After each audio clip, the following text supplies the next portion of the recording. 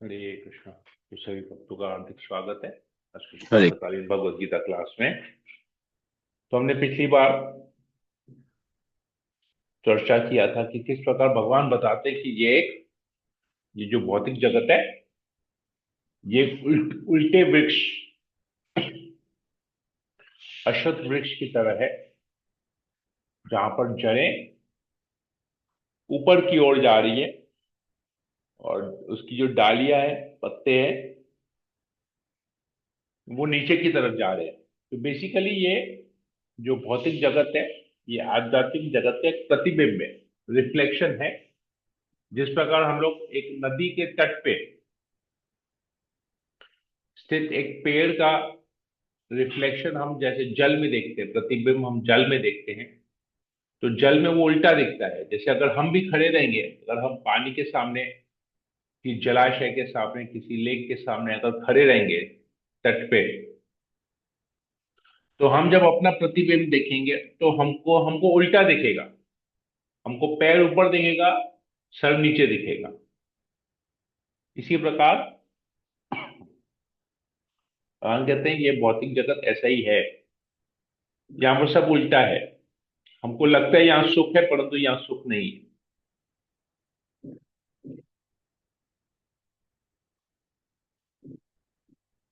तो भगवान कहते हैं कि हमको विरक्ति के शस्त्र से यहाँ की आसक्ति को काटना है, और हमको अल्टीमेटली ऐसे स्थान की खोज करनी है जहां पर जो परमानेंट है। ये जगत टेम्पररी है, तो हमको ऐसे परमानेंट जगह की खोज करनी है, और परमानेंट जगह में जाकर भगवान कृष्ण का हमको आश्रय लेना है। तो परमानेंट जगह जो परम धाम है कृष्ण का, वो परमानेंट जगह, वो परम धाम है। तो आज हम लोग पढ़ेंगे इस परम धाम के बारे में, और कृष्ण, उसके भगवान अपने धाम की कुछ क्वालिटीज के बारे में यहाँ पर बताते हैं कि उस धाम में क्या है।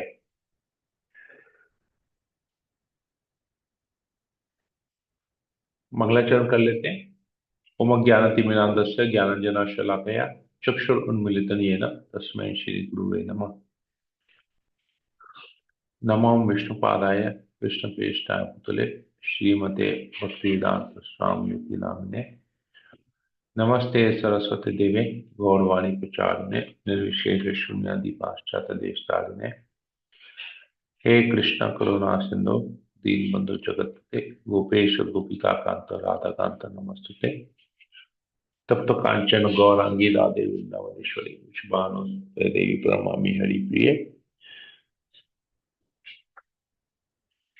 वाञ्छाकल्पतरुभ्यश्च कृपा सिन्धुभ्येव च पतितानां पावनेभ्यो वैष्णवेभ्यो नमो नमः। जय श्री कृष्ण चैतन्य प्रभु नित्यानंद, श्री अद्वैत गदाधर शिवसादि गौर भक्तवृंद। हरे कृष्ण कृष्ण कृष्ण हरे हरे, हरे राम राम राम। मंगलाचरण की जय। ओम नमो भगवते वासुदेवाय। ओम नमो भगवते वासुदेवाय। ओम नमो भगवते वासुदेवाय। भगवद गीता अध्याय 15 श्लोक नंबर 6। न तद्भासयते सूर्यो न शशांको न पावक यद्गत्वा न निवर्तन्ते तद्धामं परमं मम। न तद्भासयते सूर्यो न शशांको न पावक यद्गत्वा न निवर्तन्ते तद्धाम परमं मम। न तद्भासयते सूर्यो न शशांको न पावक यद्गत्वा न निवर्तन्ते तद्धाम परमं मम। तो भगवान कहते हैं वो मेरा जो परम धाम है, तद्धाम परमम मम, मेरा जो परम धाम है उसमें क्या होता है, उसमें सूर्य की रोशनी नहीं। सूर्य से वो धाम प्रकाशित नहीं है, वहां सूर्य नहीं है। वहां चंद्रमा भी जरूरत, वहां चंद्रमा भी नहीं है। न पावक है, वहां अग्नि और बिजली की जरूरत नहीं है। तो मेरे धाम में सूर्य नहीं है, मेरे धाम में चंद्रमा नहीं है, मेरे धाम में आग नहीं है, मेरे धाम में इलेक्ट्रिसिटी नहीं है। तो सोचिए, हमको ये रोशनी इन चार चीजों से मिलती है। हम जो इस भौतिक जगत में रहे हुए हैं, हमारी जो इस जगत में, भौतिक जगत में जो लाइट का जो सोर्स है वो सूर्य है। दिन में सूर्य की रोशनी होती है, रात में चंद्रमा की रोशनी होती है। आग जलाते हैं, जहां पर इलेक्ट्रिसिटी नहीं है वहां लोग आग जला के अंधकार में रोशनी का एक जरिया बनाते हैं। और हम लोग जैसे लोग जो शहर में रहते हैं, जहां पर इलेक्ट्रिसिटी की अवेलेबिलिटी है, वहां पर हम लोग ट्यूबलाइट जलाते हैं, ट्यूबलाइट बल्ब जलाते हैं रोशनी के लिए। लेकिन ये सब चीज वहां पर नहीं है। और यद गत्वा न निवर्तन, भगवान कहते तो जो या वहां पर पहुंच गया, जो इस धाम में जाता है, न निवर्तनते, वो कभी वापस नहीं आता। कहाँ नहीं आता वापस? इस भौतिक जगत में नहीं आता। कहते हैं, वह मेरा परम धाम न तो सूर्य या चंद्र के द्वारा प्रकाशित होता है और न अग्नि या बिजली से। जो लोग वहां पहुंच जाते हैं वह इस भौतिक जगत में फिर से लौटकर नहीं आते।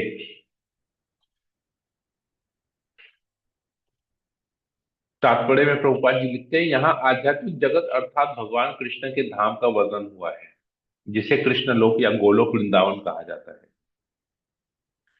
चिन्मय आकाश में न तो सूर्य प्रकाश की आवश्यकता है, न चंद्र प्रकाश अथवा अग्नि या बिजली की, क्योंकि सारे लोग स्वयं प्रकाशित हैं। इस ब्रह्मांड में केवल एक लोक सूर्य ऐसा है जो स्वयं प्रकाशित है, लेकिन आध्यात्मिक आकाश में सभी लोग स्वयं प्रकाशित हैं। उन समस्त लोकों के, जिन्हें वैकुंठ कहा जाता है, चमचमाते तेज से चमकीला आकाश बनता है, जिसे ब्रह्म ज्योति कहते हैं। वस्तुतः यह तेज कृष्ण लोक गोलोक वृंदावन से निकलता है। इस तेज का एक अंश महत तत्व अर्थात भौतिक जगत से आच्छादित रहता है। इसके अतिरिक्त ज्योतिर्मय आकाश का अधिकांश भाग तो आध्यात्मिक लोकों से पूर्ण है, जिन्हें वैकुंठ कहा जाता है, जिनमें से गोलोक वृंदावन प्रमुख है। तो spiritual world three fourth, two third है, या थ्री फोर्थ है, कहीं पर ऐसा आता है, या तीन चौथाई है, या दो तिहाई है, ये कुछ है। और भौतिक जगत बाकी का पोर्शन है।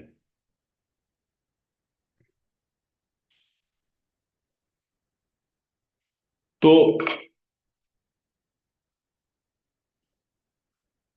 वो सारे जो वैकुंठ लोक हैं, स्वयं प्रकाशित हैं, सेल्फ इल्यूमिनेटेड जिसे कहते हैं इंग्लिश में, सेल्फ इल्यूमिनेटेड।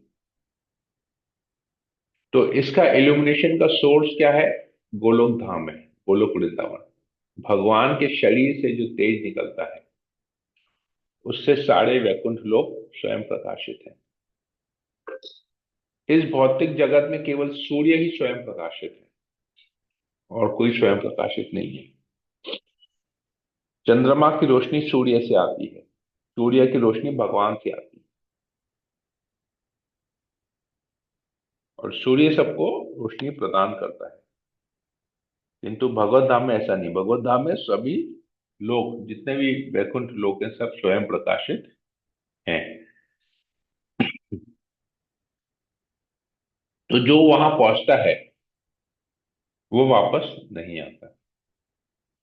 तो अगर हम अभी भगवत धाम जाते हैं, तो हमारा दोबारा इस भौतिक जगत में जन्म नहीं होगा।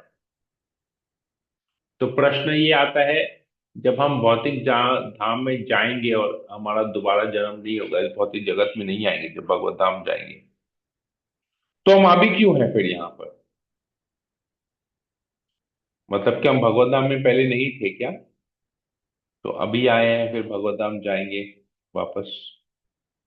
तो ये एक प्रश्न आ सकता है। भगवान कहते हैं, जो भगवत धाम में आता है, मेरे धाम को आता है, वो दोबारा इस जगत में नहीं आता। तो हम तो, और फिर कभी हम लोग को बताया जाता है कि हम तो पहले भगवत धाम में थे, हम इस भौतिक जगत में आए हैं। और वापस हमको भगवत धाम जाना है। जब भगवत धाम में थे तो आए कैसे यहाँ पर? भगवान तो बोल रहे हैं भगवत धाम में जो आता है वो इस भौतिक जगत में वापस नहीं आता। समझ में आया? प्रश्न समझ में आया कि ऐसा एक प्रश्न आ सकता है उन लोग के अंदर? ये तो कॉन्ट्राडिक्टरी हो गया। भगवान कहते हैं जो मेरे धाम को आता है वो दोबारा जन्म नहीं लेता। हम तो भगवत धाम से आए हैं क्योंकि हम तो भगवान के अंश हैं। हम तो भगवत धाम में थे, तो इस जगत में कैसे आ गए? भगवान बोल रहे हैं जो उसमें आता है वो भौतिक जगत में नहीं आता। तो ये क्लियर हमको समझना पड़ेगा। ये प्रश्न पहले समझ में आया, तभी इसका उत्तर का डिस्कस करेंगे। प्रश्न समझ में आया सबको? यस प्रभु। और किसी को समझ में आया कि नहीं, इसको स्किप कर लें?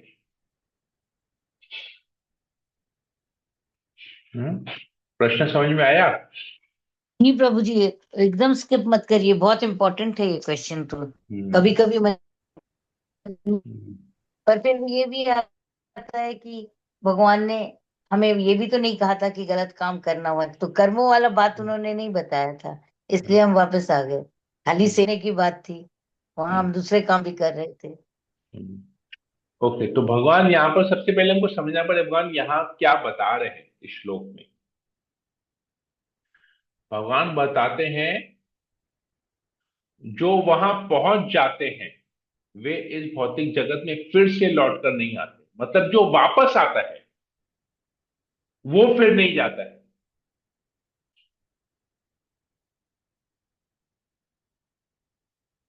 इसको एक छोटा सा भौतिक एग्जाम्पल के साथ हम लोग समझते हैं।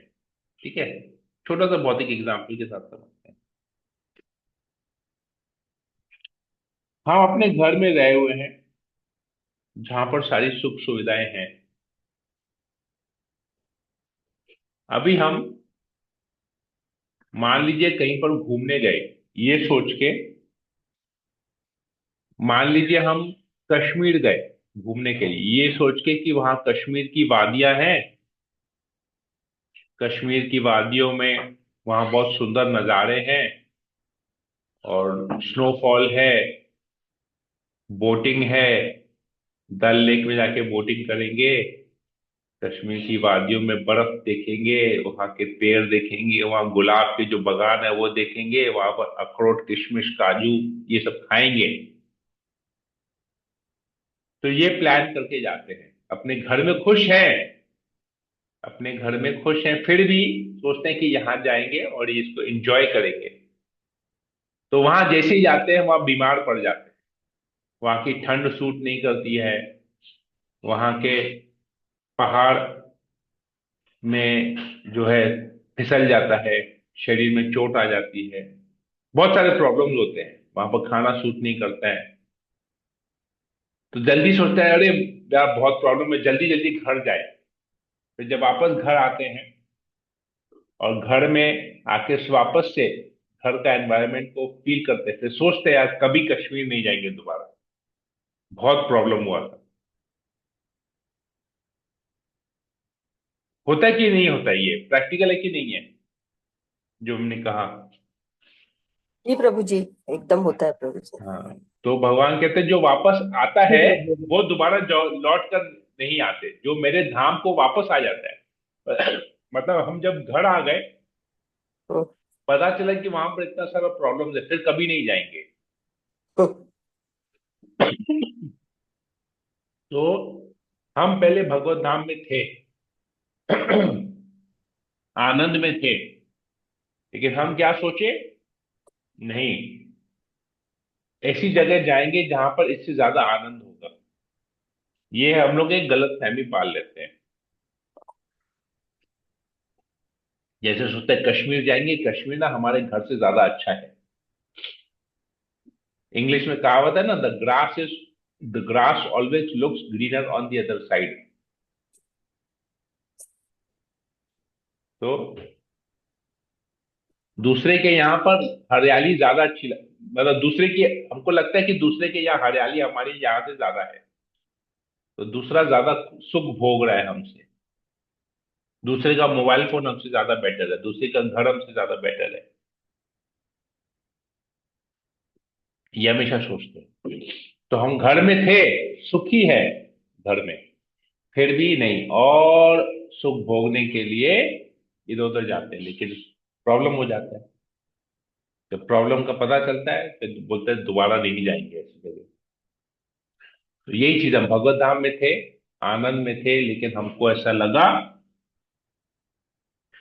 कि एक और जगह ऐसा होना चाहिए जहां पर हम भगवान से अलग होके, अपने परिवार से अलग होके सुख भोगेंगे। तो इस भौतिक जगत में आते हैं, लेकिन जब इस भौतिक जगत में आते हैं पता चलता है कि यहाँ पर सुख नहीं है, दुख ही दुख है। फिर वापस घर जाने के लिए करते हैं कि नहीं, अब बस परेशान हो गए, अब घर जाइए, दोबारा कहीं नहीं निकलेंगे फिर। तो भगवान वही कह रहे हैं, जो भगवतम वापस आएगा वो इस जगत में लौटेगा नहीं। क्लियर हुआ? ये पार्ट क्लियर हुआ? क्लियर है सबको, समझ में आया? जी प्रभु जी, जी क्लियर प्रभु जी, हुआ। जी प्रभु जी। प्रभु जी। अगर कोई ओके, इसका कंटिन्यूएशन भगवान अगले श्लोक में करते हैं, 7वें नंबर श्लोक में, और इसको, इस बात को और अच्छी तरह से समझाते हैं। आह, ममैवांश जीवलोके जीवभूत सनातन मन षष्ठानि इंद्रियाणि प्रकृतानि कर्षति। भगवान बोलते हैं कि इस जगत में सारे जीव, जितने भी जीव हैं, इस बद्ध जगत में जितने भी जीव है वो मेरे शाश्वत अंश है। शाश्वत मतलब परमानेंट, अनादिकाल से मेरे अंश हैं। ऐसा नहीं कि वो इस जगत के अंश हैं, वो मेरे अंश हैं जो इस जगत में आ गए हैं। ठीक है, तो हम ओरिजिनली कहां से हैं? हम ओरिजिनली भगवत धाम से हैं, भगवान के अंश हैं, लेकिन अभी हम इस भौतिक जगत में आ गए हैं। हम शाश्वत अंश है, शुरू से लेके भगवान के अंश हैं, लेकिन अभी हम इस बद्ध जगत में आ गए हैं। जैसे हम जाते हैं ना, हम बनारस घूमने गए या अयोध्या घूमने जाते हैं, तो हम जाके उस होटल में रहते हैं।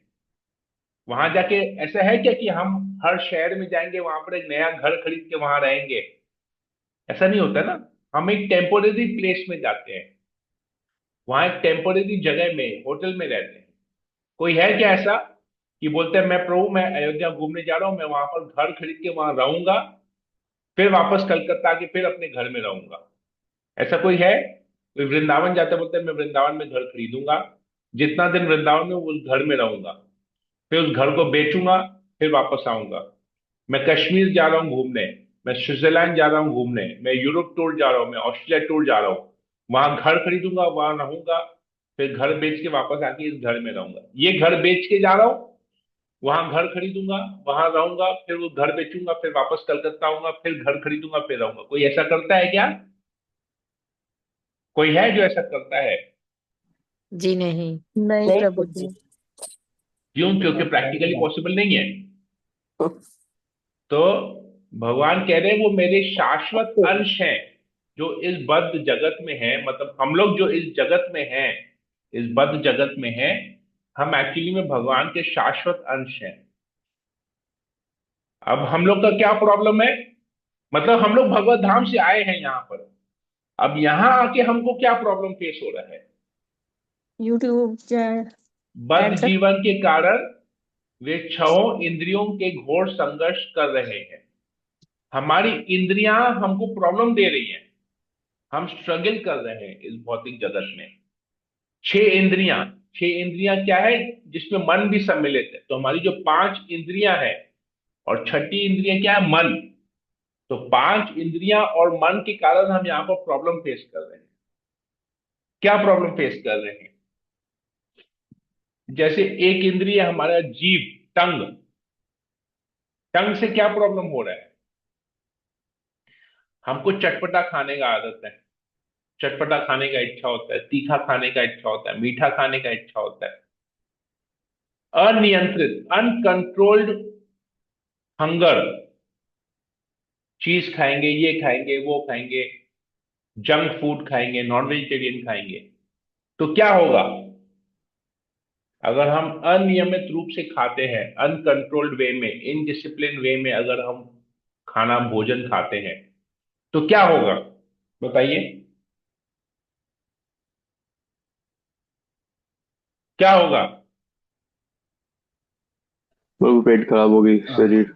हेल्थ प्रॉब्लम्स होगा। हम्म। तो जीभ जैसी, टंग जैसी इंद्रियों से हमको प्रॉब्लम आ रहा है। अभी हम किसी को गाली देते हैं, उसी जीभ से हम बोलते भी हैं, हम किसी को गाली देते हैं, किसी के बारे किसी को क्रिटिसाइज करते हैं, तो क्या होगा, झगड़ा होगा, हो सकता है मारपीट हो जाए, हाथापाई हो जाए। तो प्रॉब्लम है। अभी कानों से हम बहुत ज्यादा हाई वॉल्यूम का म्यूजिक सुनते हैं, या कानों से हम कुछ गलत बातें सुनते हैं, तो क्या होगा, हमारी चेतना दूषित हो जाएगी, हम गलत चीजों के बारे में विचार करने लगेंगे, हम भोग में लग जाएंगे। तो ये सारे प्रॉब्लम्स हैं। तो ये इंद्रियां हमको सुख दे रही है, ये गलत है ये सोचना कि आज अगर हम अच्छे से रेस्टोरेंट में खाएंगे तो हमारी इंद्रियां सुखी होंगी, नहीं। हम कोई फिल्म का म्यूजिक सुनेंगे तो हमारी इंद्रियां तुष्ट होंगी, नहीं। हम कुछ अच्छा परफ्यूम, महंगा परफ्यूम, कोई ब्रांडेड परफ्यूम लगाएंगे, उसकी खुशबू सूंघेंगे तो हमारी इंद्रियां खुश होंगी, ऐसा नहीं है। तो ये सब सोचना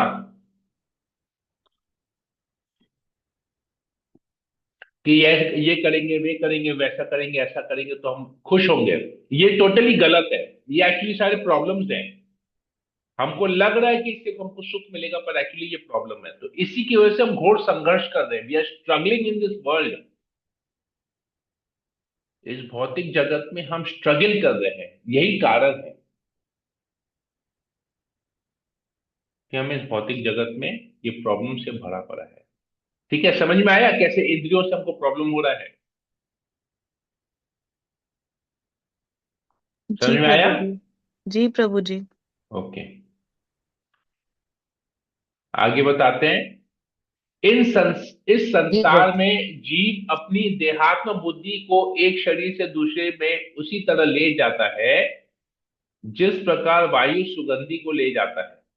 इस प्रकार वह एक शरीर धारण करता है और फिर इसे त्याग कर दूसरा शरीर धारण करता है। तो ट्रांसमाइग्रेशन का प्रोसेस भगवान बता रहे हैं, एक शरीर से दूसरे शरीर में कैसे जाता है। वायु क्या करती है, जैसे आप देखिए, अब एक एक्सपीरियंस हम लोग डेली का एक्सपीरियंस है हमारे जीवन में, मैं आपको बताता हूं।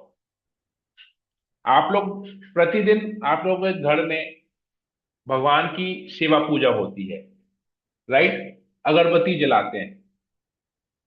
लेकिन अगरबत्ती जला के भगवान के निकट रख देते हैं, फिर हम दूसरे रूम में या घर के दूसरे किसी जगह में चले जाते हैं। लेकिन उस जगह में जाते हैं, घर के किसी दूसरे जगह में, तो वहां पर हमको अगरबत्ती दिखाई नहीं देती है।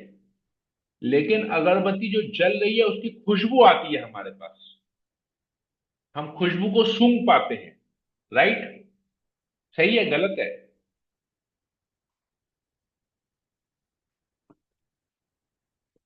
बताइए, इंटरेक्शन कीजिए जल्दी जल्दी, सही है कि गलत है? सही है। हम अगरबत्ती को देख नहीं पा रहे हैं, फिर भी हम उसकी खुशबू को सूंघ पा रहे हैं। तो ये खुशबू कैसे आती है? वायु के द्वारा, हवा के द्वारा आती है। हवा उस सुगंध को एक जगह से दूसरी जगह लेके जाता है।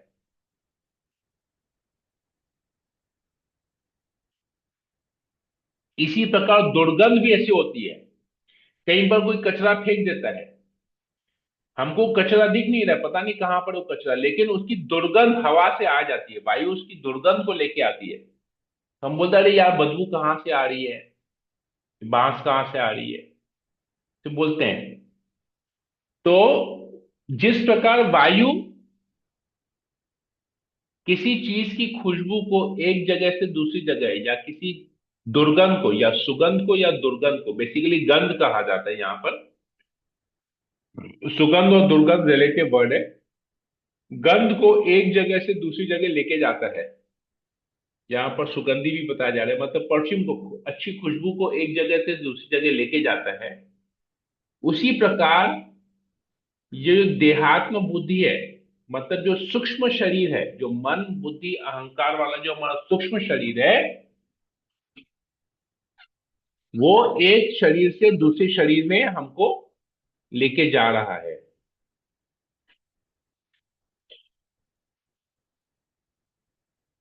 तो जिसकी वजह से अभी इसको एक और तरीके से समझते हैं, एक शरीर से दूसरे शरीर। अभी जैसे हम सारा जीवन मांसाहार करते हैं, कि नॉन वेजिटेरियन फूड हम खाते हैं सारा जीवन, तो उम्र भी हो जाती है, फिर भी शरीर को सूट नहीं करता है, फिर भी नॉन वेजिटेरियन खाने की इच्छा रह जाती है, कि हमको ये इच्छा है कि हम नॉन वेजिटेरियन फूड खाएं। शरीर छोड़ते वक्त हमारी ऐसी ही चेतना बनी रहती है नॉन वेजिटेरियन फूड खाने की।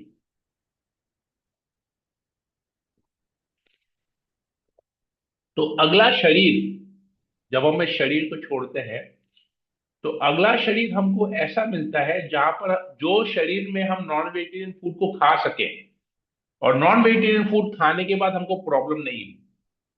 जैसे हमको फिर शेर का शरीर मिलेगा, जहां पर हम मांस खा सकेंगे, कच्चा मांस खाएंगे, खाना बनाने का भी जरूरत नहीं है। ऐसा नहीं है कि हम शिकार करेंगे, फिर अग्नि जलाएंगे, फिर उसको रोस्ट करेंगे, फिर उसको खाएंगे, नहीं, कच्चा मांस खाएंगे।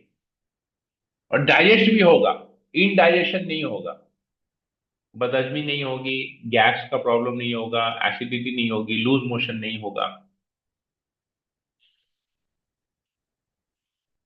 तो हमको फिर एक ऐसा शरीर मिलेगा। तो हर शरीर में रह के हमारी जो चेतना डेवलप होती है, उस चेतना से हमको अगला शरीर मिलता है। तो भगवान ये चीज बता रहे हैं, जैसे सुगंध, जैसे हवा वायु जो है एक जगह से सुगंध को एक जगह से दूसरी जगह लेके जाती है, वैसे ही हमारा जो सूक्ष्म शरीर है वो हमको एक स्थूल शरीर से निकाल के दूसरे स्थूल शरीर में लेके जा रहा है। जैसी हमारी चेतना रहेगी वैसे हमको शरीर मिलेगा। अगर हमारा चेतना भगवत भक्ति का है, तो फिर हमको आध्यात्मिक शरीर मिलेगा, स्पिरिचुअल बॉडी मिलेगा। ठीक है, क्लियर हुआ ये? जी प्रभु जी। तो जी जैसा प्रभु। हमको अगले श्लोक में भगवान बताते हैं कि जिस प्रकार हमको जैसा एक स्थूल शरीर मिलता है, इस प्रकार दूसरा स्थूल शरीर धारण करके जीव विशेष प्रकार का कान, आंख, जीभ, नाक तथा स्पर्श इंद्रिय त्वचा प्राप्त करता है, जो मन के चारों ओर संपूजित है। इस प्रकार वह इंद्रिय विषयों के एक विशिष्ट समुच का भोग करता है। तो जैसा हमको शरीर मिलता है, उस शरीर के हिसाब से हमारी इंद्रियां भी बनती है। कान भी वैसा रहता है, आंख वैसा रहता है, जीभ वैसा रहता है, नाक वैसा रहता है, स्पर्श वैसा रहता है ना? सही है कि नहीं है? अब एक कुत्ते के शरीर में कुत्ता जो फील कर रहा है, कुत्ता का कान हमारे कान से ज्यादा अच्छा है। कुत्ता एक पर्टिकुलर फ्रीक्वेंसी की आवाज को महसूस कर सकता है, सुन सकता है, हम लेकिन नहीं सुन सकते। है कि नहीं है? किसी को पता है ये बात? यस प्रभु। हाँ।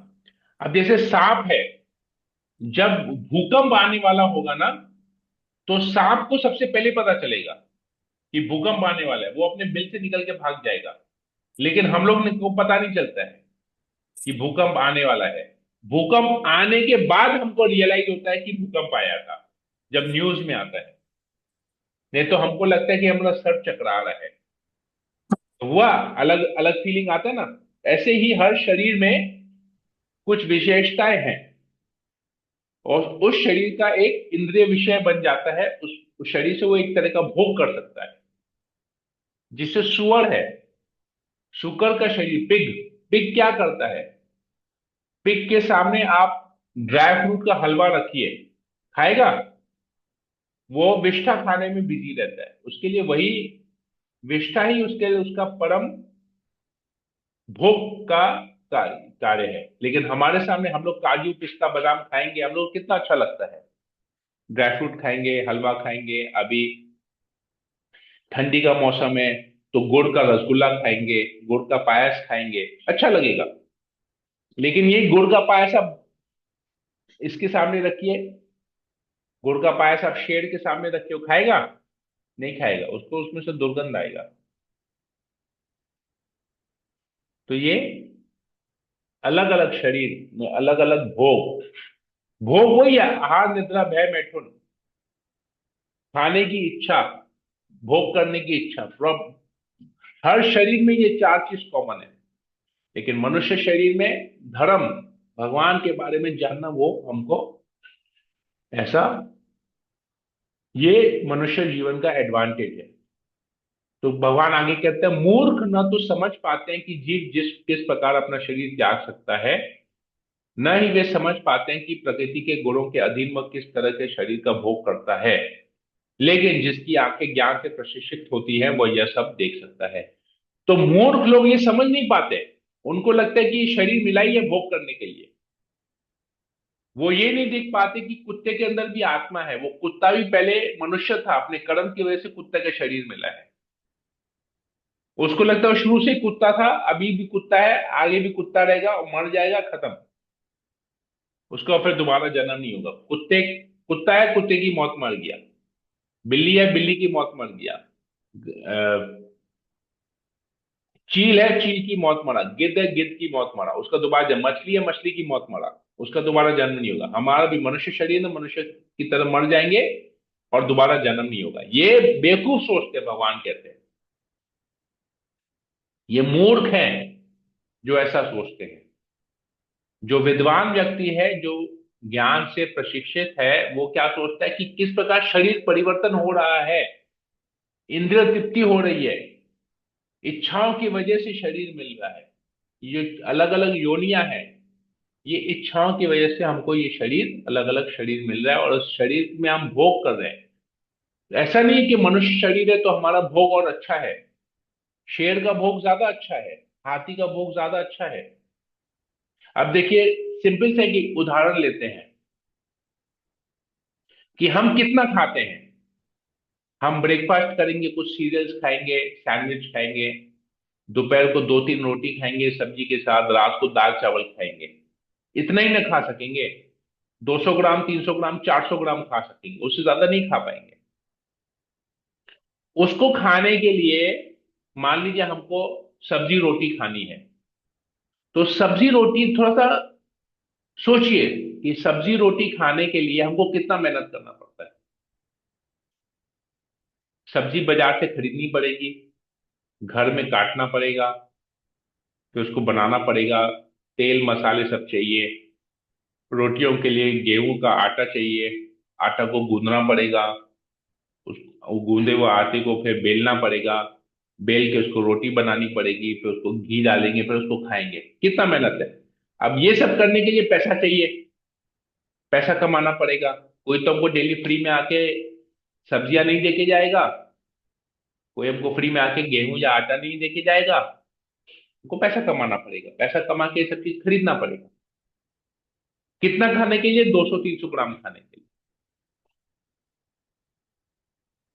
अब वही at the end of the लक्ष्य क्या है? भोग करना, मतलब खाना खाना। ये अगर हम सोच के खाली खाते हैं तो ये सोचिए खाना खाने के लिए कितना मेहनत करना पड़ता है।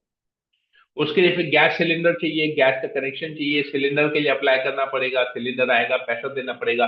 कोई भी चीज फ्री नहीं है, सब में पैसा लग रहा है और पैसा कमाना है। अब यही एक हाथी मान लीजिए जंगल में है, हाथी जंगल में है तो उसको दुकान जाना है क्या पैसा कमाने के लिए? जंगल में जो भगवान ने, नेचर ने, प्रकृति ने जो दिया है, हाथी उसी को ही खा रहा है। हमको शादी करने के लिए हमारा सबसे पहले आता है कि लड़का कितना कमाता है, लड़का कितना गुणवान है, कितना पैसा कमाता है, अपना घर है, अपना नौकरी है, अपना स्टेबल बैंक बैलेंस है कि नहीं। अच्छा, लड़की गुणवान है कि नहीं, लड़की को क्या घर का काम आता है, चरित्र सही है कि नहीं। कितना कुछ करना पड़ता है शादी करने के लिए। योग्य बनाना पड़ता है, योग्य बनना पड़ता है। लेकिन हाथी के पास फ्री में हथनी है। वो लोग का तो शादी नहीं होता है, लेकिन उनका परिवार होता है। हथनी के साथ संभोग करता है, बच्चे होते हैं, बच्चे अपने आप बड़े होते हैं। हमको इधर नैनी रखना पड़ता है, और कितना प्रॉब्लम्स करता है। फिर बीमारियां अलग, टीका लगवाने जाओ डॉक्टर से, एक पूरा पेडिट्रिशियन से, चाइल्ड स्पेशलिस्ट से पूरा एक इम्यूनाइजेशन का चार्ट बनाओ। रेगुलर बेसिस पे जाके इंजेक्शन लगाओ, ये कराओ वो कराओ। फिर बच्चा बीमार होता है, ऐसा होता है वैसा होता है, कितना प्रॉब्लम्स है। तो सोचिए, ultimately at the end of the चीज सेम है। लेकिन तो हाथी का सुख ऐसा नहीं कि हमारा सुख हाथी के सुख से ज्यादा अच्छा है।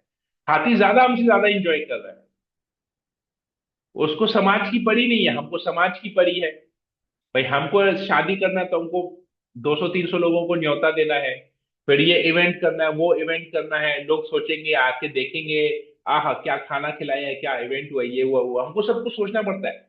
हाथी को सोचने का जरूरत नहीं है, शेर को सोचने का जरूरत नहीं है, कुत्ते को सोचने का जरूरत नहीं है, बिल्ली को सोचने का जरूरत नहीं है। लेकिन सब लोग खा पी रहे हैं, सब लोग भोग भी कर रहे हैं, संभोग भी कर रहे हैं, सब कुछ हो रहा है। पैसा कोई कमा नहीं रहा है, कोई ऑफिस नहीं जा रहा है, कोई नौकरी नहीं कर रहा है, कोई दुकानदारी नहीं कर रहा है, लेकिन फिर भी उनको सारी सुविधाएं हैं।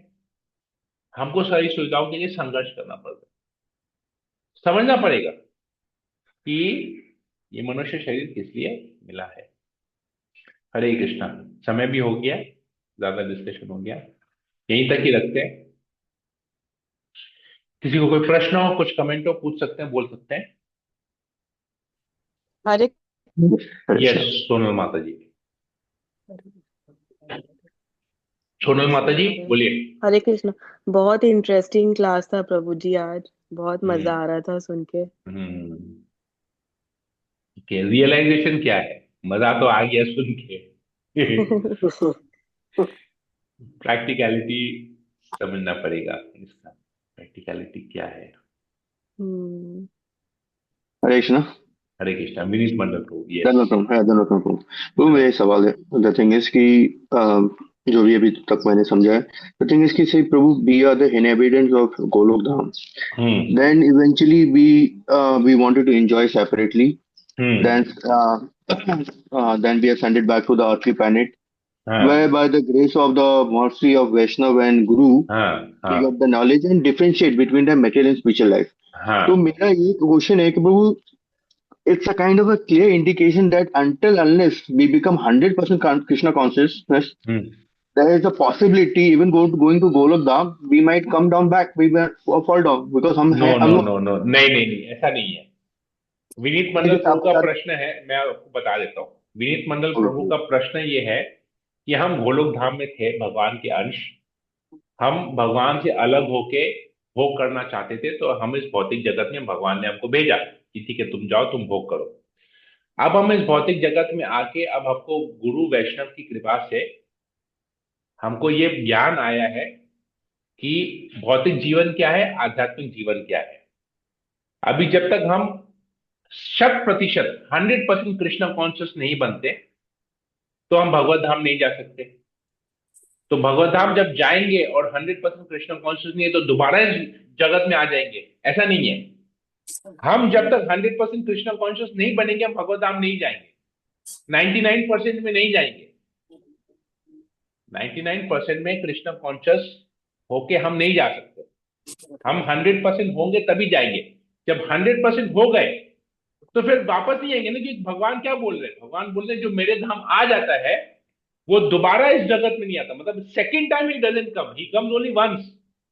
इस भौतिक जगत में एक ही बार आता है, एक ही बार वो सीख जाता है, शिक्षा ले लेता है, मेरे धाम वापस आ जाता है, कम्स बैक होम, और दोबारा नहीं आता। It doesn't come the second time.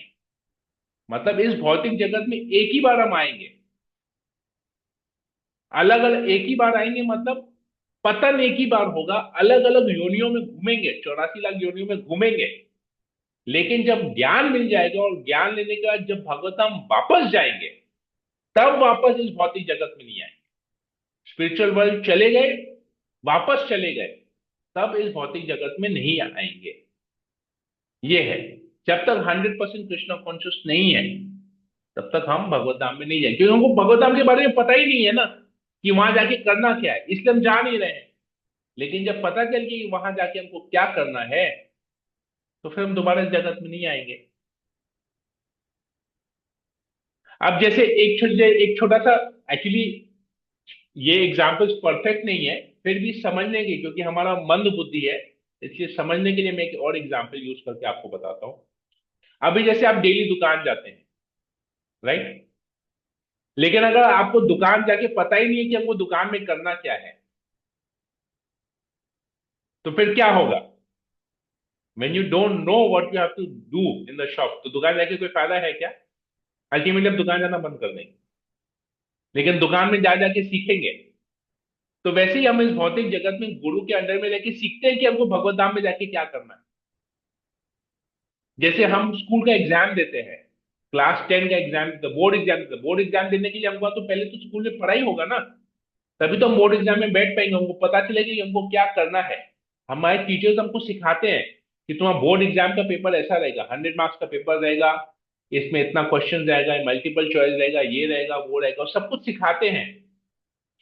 अब वो हमारे ऊपर है, हमको सीखना है कि नहीं सीखना है। इसलिए कोई बोर्ड एग्जाम में फर्स्ट आता है, कोई सेकंड आता है, कोई थर्ड आता है, कोई फोर्थ आता है, कोई पास होता है, कोई फेल होता है। तो इसका मतलब ये नहीं कि जो पास होता है वो गलत है और जो 100 लाता है वो सही है। हमारा जो भगवत धाम में जो हमारा रोल है वो अलग अलग है। आपका जो रोल है भगवत धाम में, आप किस प्रकार भगवान की सेवा कर रहे हैं और मैं किस प्रकार में भगवान की सेवा कर रहा हूं, ये अलग हो ही सकता है। लेकिन अल्टीमेटली गोल क्या? भगवान की सेवा करना। समझ में आया? You may be serving Lord according to your capacity. मैं भगवत धाम में अपने कैपेसिटी के हिसाब से भगवान की सेवा कर रहा हूं, जो मेरा सेवा नियमित किया हुआ है। दोनों ही भगवान की सेवा कर रहे हैं अपने अपने कैपेसिटी के ऊपर में। इसका मतलब यही नहीं कि आपका सेवा छोटा है मेरा सेवा बड़ा है, या मेरा सेवा छोटा है आपका सेवा बड़ा है, ऐसा नहीं है। हम लोग दोनों अपनी क्षमता अनुसार भगवान की सेवा कर रहे हैं। तो हम लोग दोनों भगवत धाम जाने के योग्य हैं, क्योंकि हम अपनी कैपेसिटी के हिसाब से सेवा कर रहे हैं। तो as long as we have the mood to serve, जब तक हमारी सेवा करने की प्रवृत्ति है, मतलब हम कृष्णा कॉन्शियस बन गए 100%। अगर हम, जब तक हमारी सेवा करने की प्रवृत्ति नहीं आई है कि नहीं हम थोड़ा देर सेवा करेंगे, थोड़ा देर भोग करेंगे, थोड़ा देर ये करेंगे, थोड़ा देर वो करेंगे, तब तक हम 100% कृष्णा कॉन्शियस बनेंगे। 100% कृष्णा कॉन्शियस मीन्स हम अपनी क्षमता अनुसार जितना हो सकता है उतना करेंगे, बाकी गुरु की कृपा। बाकी गुरु तो हमारे, जो इस जगत में जो गुरु है, भगवत धाम में भी गुरु वही है। भगवत धाम में हमारा गुरु चेंज नहीं होता है। तो जिस प्रकार हमको यहाँ पर गुरु के आश्रय में लेके हमको ट्रेनिंग मिल रहा है कि हमको भगवान की सेवा कैसे करनी है, वही गुरु हमको भगवत धाम में भी मिलेंगे और हमको वहां पर वो भी गाइड करेंगे कैसे तुमको सेवा करनी है। गुरु डजंट चेंज। उसका पोजीशन हो सकता है चेंज हो जाए। अभी हो सकता है कि हम गुरु के चरण में बैठ रहे हैं, हो सकता है वहां पर गुरु अपने पास ही बिठा के हमसे सेवा कर रहे हैं कि लो जाओ तुम कृष्ण की ऐसी सेवा करो, राधा रानी की ऐसी सेवा करो। क्लियर हुआ विनीत मंडल प्रभु? यस प्रभु। प्रभु एक और था, तो द हाँ। थिंग इज कि प्रभु ये तो काफी क्लियर हो गया। द थिंग इज कि अनदर थिंग इज कि मतलब कि after just the creation there is a fall down for say supposedly for me. तो मतलब the beginning of the yuga, मतलब सतयुग से मतलब हम ये 14 युग घूम रहे हैं, अब अकल है ये थोड़ी सी। ऐसा नहीं है, डिपेंड करता है। अगर हमारा चेतना कलयुग के जीव जैसा चेतना है, तो हमारा उसी जगह जन्म होगा जहां पर कलयुग चल रहा है। ऐसा नहीं है कि हम सतयुग में दोबारा जन्म होगा, इतना टाइम घूमते रहेंगे, ऐसा नहीं है। इमीडिएटली हम एज हमारा जैसा शरीर छोड़ते वक्त जैसा चेतना रहता है, हमारा नेक्स्ट शरीर हमको तुरंत वैसा ही मिलता है। तो कलयुग के जीव का जैसा चेतना रहेगा, फिर हमारा शरीर हमको कलयुग के जीव का शरीर मिलेगा। सतयुग के जीव जैसा चेतना रहेगा तो हमको सतयुग का शरीर मिलेगा। और स्पिरिचुअल अगर चेतना रहेगा, कृष्ण भावना में चेतना रहेगा, तो हमको फिर न सतयुग, ना द्वापर, ना त्रेता, ना कलयुग, सीधा भगवत धाम में हमारा हम चले जाएंगे। ठीक है? तो ये युग ऐसा नहीं है कि हम 4 युग घूम रहे हैं, सतयुग में भी जन्म ले रहे हैं, द्वापर में भी जन्म ले रहे हैं, त्रेता में भी जन्म ले रहे हैं, कलयुग में जन्म ले रहे हैं, ऐसा नहीं है। शरीर छोड़ते वक्त हमारा जैसा चेतना रहेगा, हमारा वैसा हमको अगला शरीर वैसा मिलेगा। वो शरीर कहीं पर भी हो सकता है, आध्यात्मिक शरीर भी हो सकता है, भौतिक शरीर में हो सकता है, इस जगत प्रभु में भी मेरा हो सकता एक्चुअली है, दूसरी जगत में भी हो सकता है, दूसरे दूसरे यूनिवर्स में भी हो सकता है, दूसरे प्लैनेट में भी हो सकता है, नॉट नेसेसरी। नहीं, मेरा क्वेश्चन ये था प्रभु कि जब हम भगवत धाम से गिरे, हम्म। अपना मेरा जो फॉल डाउन हुआ है, तो हाँ, वो क्या स्टार्टिंग फेज में हुआ है, मतलब कि जब वो क्रिएशन हुआ पता नहीं है, तभी? वो कहीं पर वो मेंशन एक किया हुआ नहीं, वो कहीं पर ऐसा कुछ मेंशन नहीं किया वैसा, हुआ नहीं, वो मेरा वैसा कुछ ये मेंशन एक्चुअली। नहीं है। वो ओके कैसे, ओके। कब कब हमारा पतन हुआ, हम कौन सी युग में आके यहाँ पर गिरे, वैसा कुछ है नहीं अभी। इतना है कि हम इस भौतिक ओके जगत में आ गए हैं। जैसे ओके। अभी आप जेल के अंदर जाएंगे, आप अभी आप जेल के अंदर जाते हैं, तो अभी आपको स्पेशल सेल मिलता है या कॉमन सेल मिलता है, दैट डजेंट मैटर।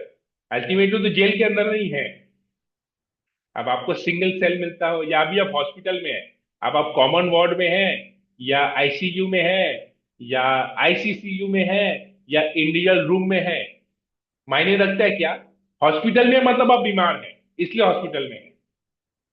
अब हॉस्पिटल में जाके कौन से वार्ड में है वो मायने नहीं रखता है। मायने रखता है कि आप बीमार हैं, आपको हॉस्पिटल में इलाज है, आपको बीमार इलाज करवा के आपको घर वापस आना है, वो ज्यादा इंपॉर्टेंट करता है।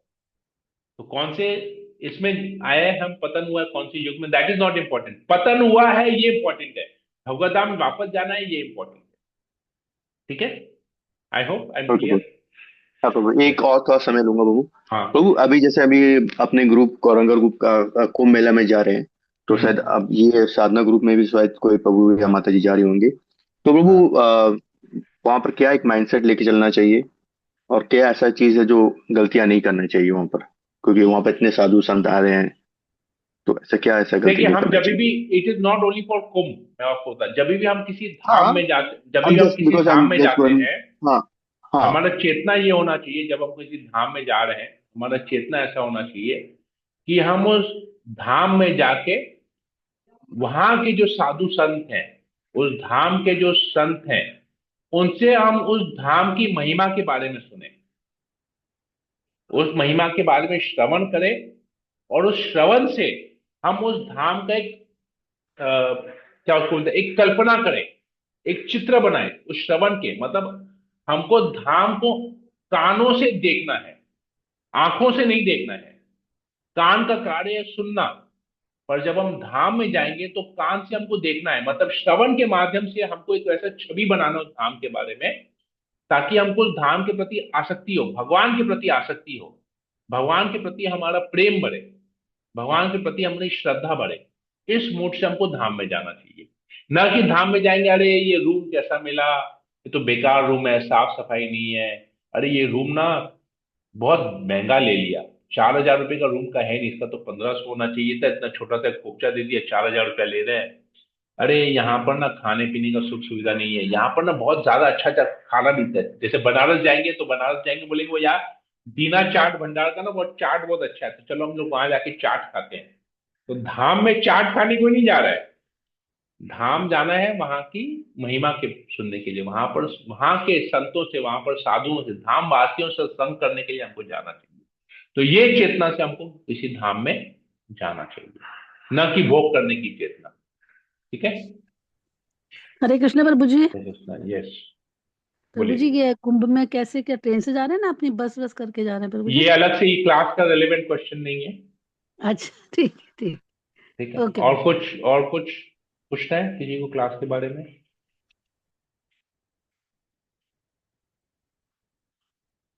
क्या और किसी को कोई प्रश्न है? नहीं, तो हम इस सेशन को यही एंड करते हैं।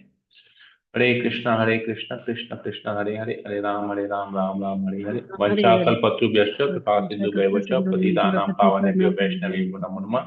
समेत भक्तवृंद की जय, श्रील प्रभुपाद की जय, भगवद गीता की जय। हरे कृष्णा।